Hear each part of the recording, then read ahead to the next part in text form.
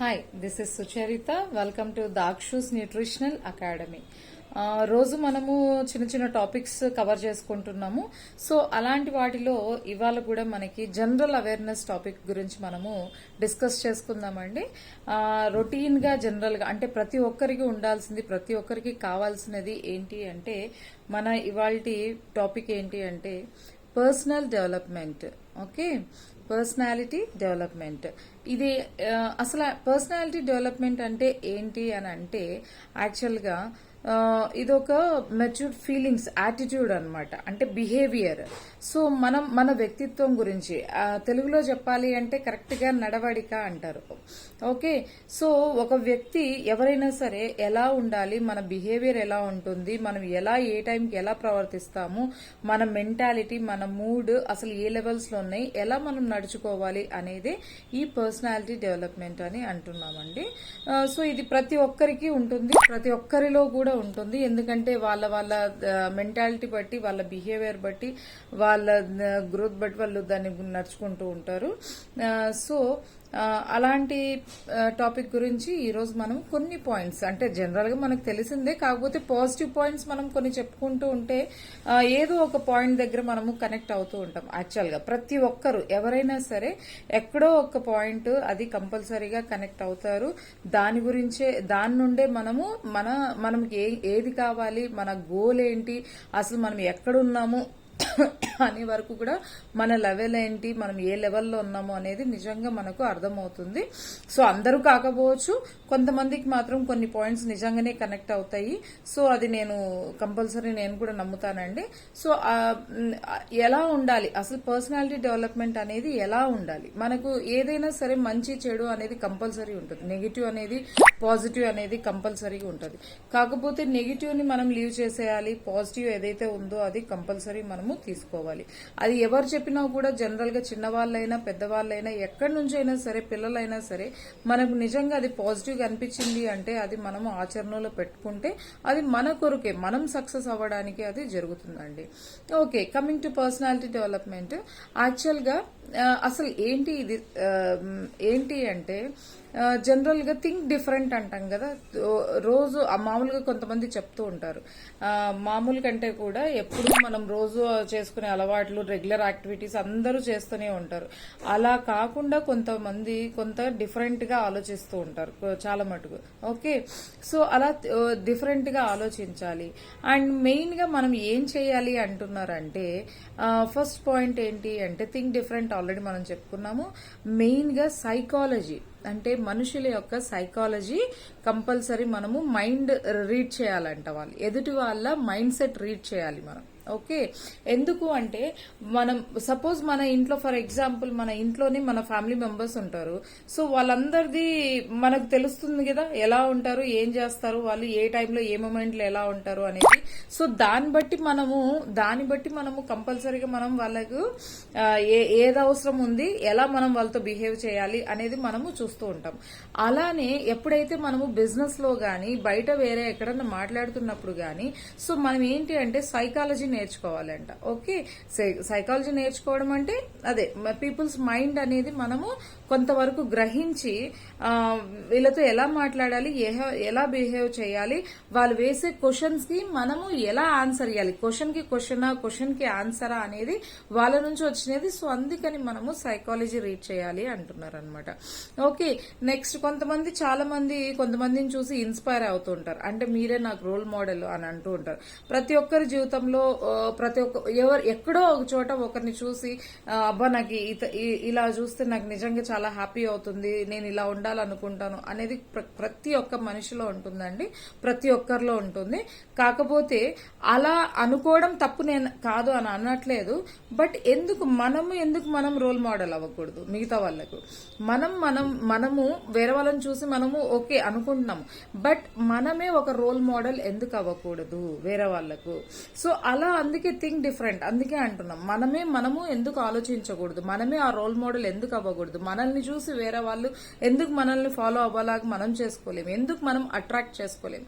So ఇవన్నీ కూడా మనకి మెయిన్ రీజన్స్ అన్నమాట. అలా ఆలోచించినప్పుడే మనము సపరేట్ ట్రాక్ లో అంటే కొత్తదనంగా మనము ఆలోచించడం వెళ్ళడం అనేది జరిగినప్పుడు మనం ఏదైతే అనుకుంటున్నామో దాన్ని అచీవ్ చేస్తాం.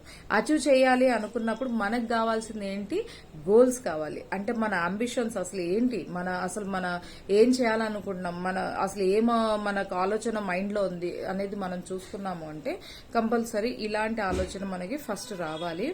అండ్ చాలా మటుకు కొంతమంది మంచిగా బుక్స్ చదువుకుంటూ ఉంటారు, మంచి మంచి బుక్స్ చదువుకునే హ్యాబిట్ ఉంటుంది. డెఫినెట్ గా అది చాలా మంచిగా యూజ్ అవుతుంది, ఎందుకంటే వాళ్ళు ఎప్పుడు పాజిటివ్ థాట్స్ లోనే ఉంటారు. అలా బుక్స్ చదివిన వాళ్ళు ఎక్కువ కోపం తెచ్చుకోరు, ఎక్కువ స్ట్రెస్ లెవెల్స్ కి గురవ్వరు. ఓకే, మంచి మంచి వీడియోస్ చూడొచ్చు. సో యోగా, మెడిటేషన్ ఇలాంటివన్నీ కూడా చేసినారంటే వాళ్ళ బాడీ వాళ్ళకి కంట్రోల్లో ఉంటుంది. సో అవన్నీ కూడా అందుకే మనము రోజు రెగ్యులర్ గా మార్నింగ్ వర్కౌట్స్ చేస్తున్నాం కదా, సో దాంట్లో మెడిటేషన్ కూడా మనం పెట్టుకుంటున్నాము. ఆ మెడిటేషన్ లో కూడా మనం ఏంటంటే మన సెల్ఫ్ ఎడ్యుకేషన్ అనేది కూడా చాలా మెయిన్ ఇంపార్టెంట్. ఎందుకంటే ఫస్ట్ మనం మారకుండా ఎవరిని మనం ఏం మార్చలేము. సో మనం మారాలి, మనం ఏదైనా చేయాలి అనుకున్నప్పుడు ఫస్ట్ మనం మారాలి.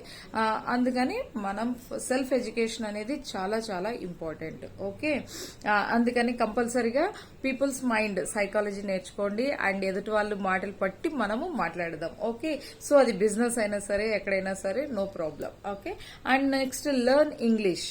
సెకండ్ వచ్చేసి లెర్న్ ఇంగ్లీష్.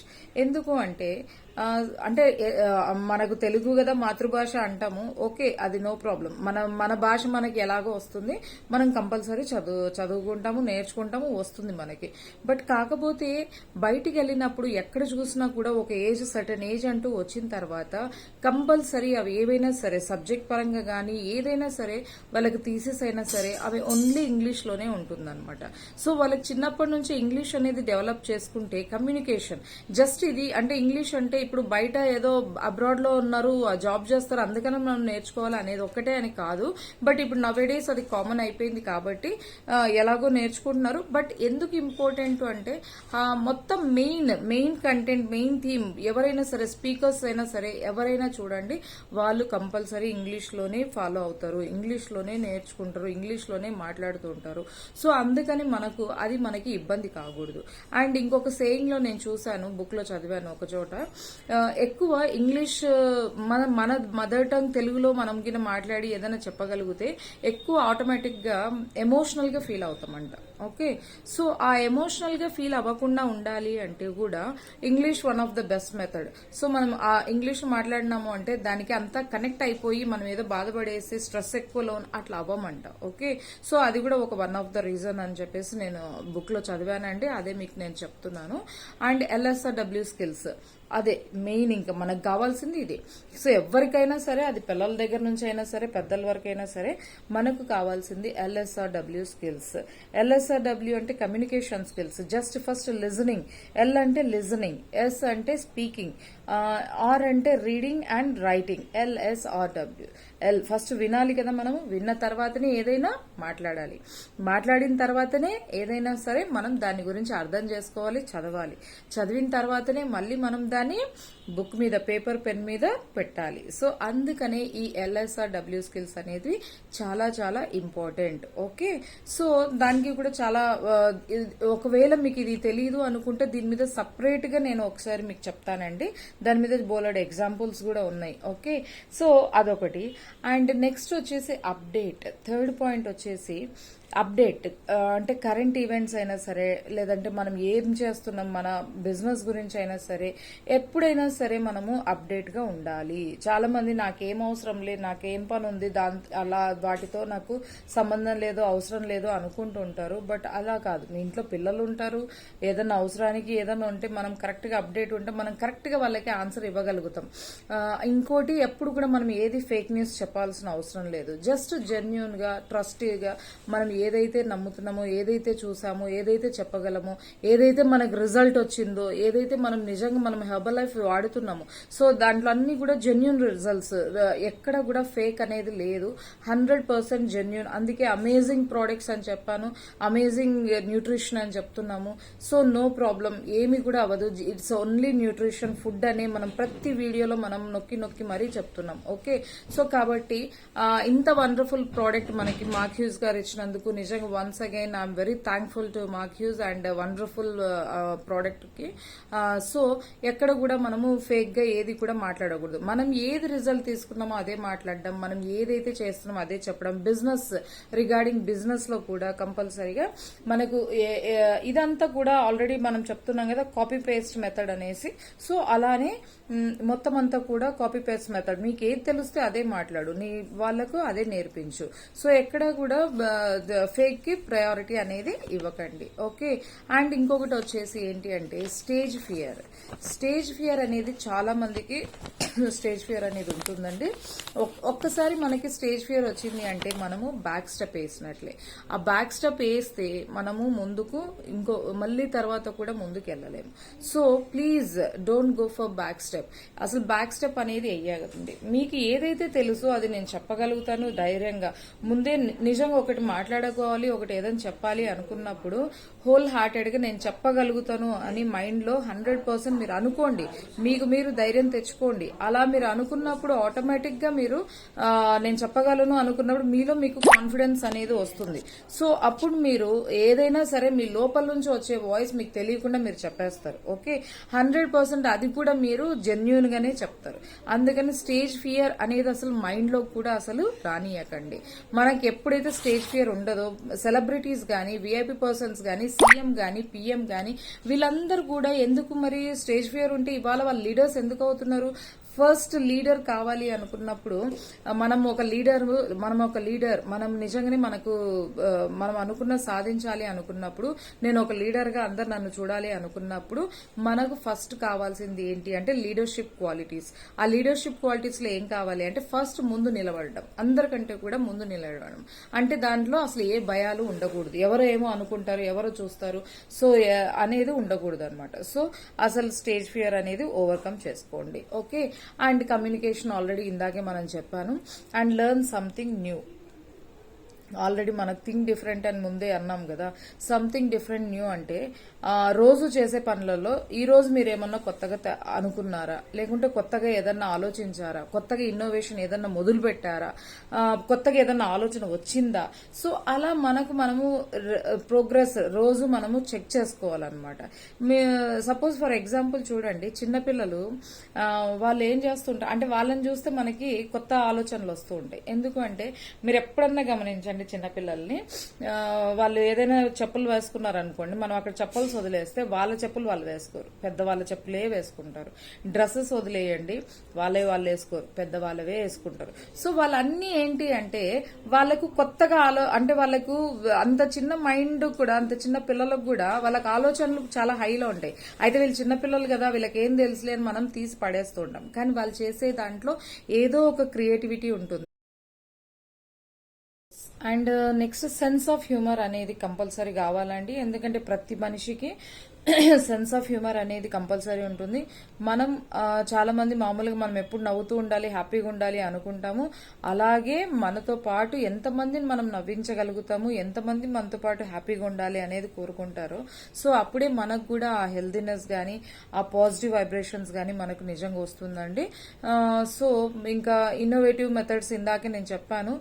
కొత్త కొత్త ఆలోచనలు ఇలా వచ్చినప్పుడు దాన్ని పెట్టాలి, ఆచరణలో పెట్టాలి అనేసి. ఓకే, మన లైఫ్ మనము ఎలా చేంజ్ చేసుకోవాలి? అసలు మనకు లైఫ్ చేంజ్ టర్న్ అవుతుందా? డెఫినెట్ గా అవుతుంది. 100% మనము నిజంగా మనం సీరియస్ గా అనుకుంటే మన లైఫ్ మన చేతుల్లో ఉంది, మనం చేంజ్ చేసుకోవచ్చు. అందుకే అన్నాను యాక్చువల్ గా నేను, మనమే ఒక రోల్ మోడల్ అండ్ మన క్యాలెండర్ ఈజ్ అవర్ బాస్. మనం టైం టేబుల్ షెడ్యూల్ చేసుకోవడానికి మనం మొత్తం అంతా కూడా మన చేతుల్లోనే ఉంది. ఎందుకు ఆల్రెడీ నేను ఇంతకు ముందు దాంట్లో కూడా చెప్పాను, 24 అవర్సే అందరికీ కూడా. సో సెలబ్రిటీస్ కైనా సీఎం పిఎం కైనా 24 అవర్సే. మరి ఆ 24 అవర్స్ ని మనకు ఉపయోగపడట్లేదు, మనకెందుకు సరిపోవట్లేదు అంటే జస్ట్ సరిపోవట్లేదు అని కాదు అక్కడ, అదే టోటలీ రాంగ్ యాక్చువల్గా. అలా అంటే మనం దాన్ని ఏది కూడా ప్లాన్ చేసుకోవట్లేదు, మన మైండ్ లో అసలు మనకు ఏది కూడా లేదు. అంటే ఈ మనం ఇలా వర్క్ ఇలా సపరేట్ చేసుకుందాము, సో ఈ 2 అవర్స్ ఈ పని చేద్దాం, లేదా 8 అవర్స్ ఇది ఫిక్స్ చేసుకుందాము, సో నెక్స్ట్ డే ఏం చేయాలి, సో ఈ రోజు నైట్ రేపు చేయాలి అంటే ఈ రోజు నైట్ మనము ప్లాన్ ఆఫ్ యాక్షన్ అన్ని కూడా మనము చేసి పెట్టుకోవాలన్నమాట. సో అలా మనం లైఫ్ స్టార్ట్ చేయాలి అనుకుంటే అసలు ఏం కావాలి అని ఒక 10 మినిట్స్ మీరు కూర్చొని ఆలోచించండి. ఎవరికైనా సరే మనకు ఒక 10 మినిట్స్ మనం కూర్చొని ఆలోచిస్తే ఫస్ట్ మనకు వచ్చేది ఏంటి అంటే జస్ట్ ఒక చిన్న ఐడియా. ఓకే, జస్ట్ ఒక చిన్న ఐడియా మన లైఫ్ చేంజ్ చేస్తుంది అనమాట. ఓకే, సో ఎందుకంటే మనం చేంజ్ అవ్వాలి అనుకున్నప్పుడు కూర్చున్నప్పుడు ఫస్ట్ వచ్చేది ఏంటి, మన మైండ్ లో కంపల్సరీ ఒక థాట్ అనేది వస్తుంది, ఒక ఐడియా అనేది వచ్చేస్తుంది.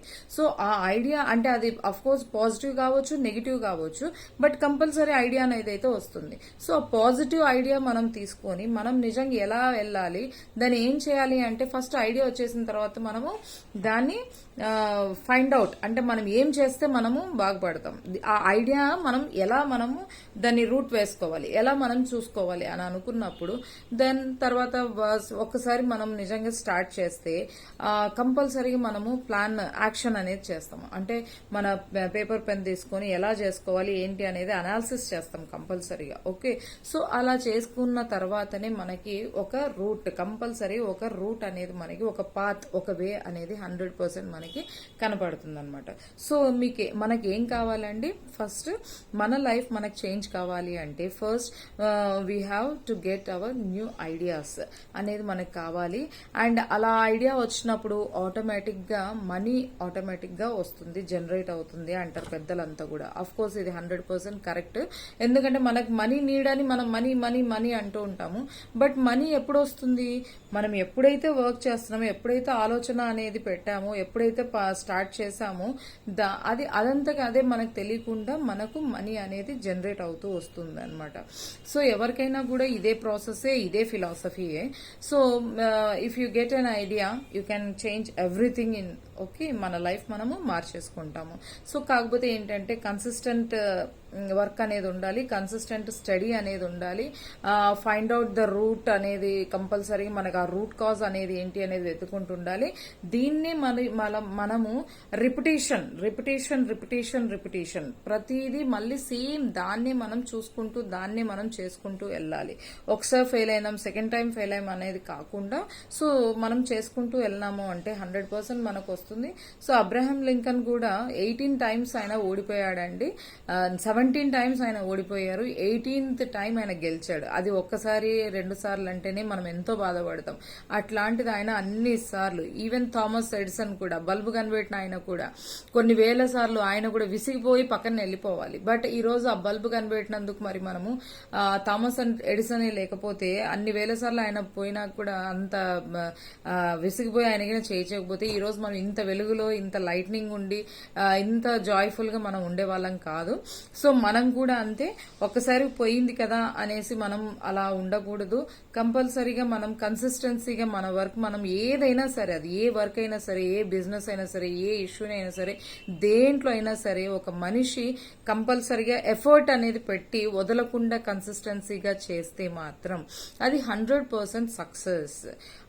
అది మనకి ఇవాళ కొత్త రూల్ ఏం కాదు, బట్ ఏమంటే అందరూ చెయ్యరు, కొంతమంది మాత్రమే దీన్ని తీసుకుంటారు సీరియస్ గా.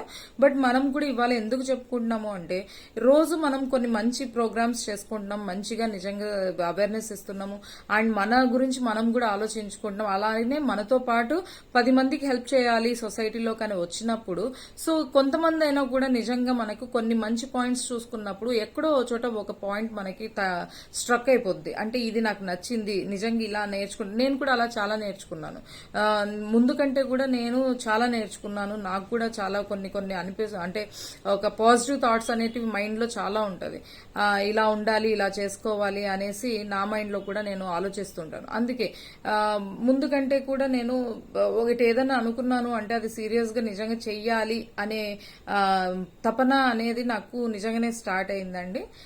సో నేనైతే ఈ హెల్తీ కమ్యూనిటీలోకి ఇష్టంగా వచ్చాను అండ్ హెల్త్ రిజల్ట్ కూడా తీసుకున్నాను. సో అందులో ఇక్కడ మనం చేస్తుంది ఏంటి అంటే జస్ట్ ఒక రూట్ వాళ్ళు చూపించారు, దాన్ని మనం సక్సెస్ఫుల్ గా నడుచుకుంటూ వెళ్తున్నాం అంతే. So that's all.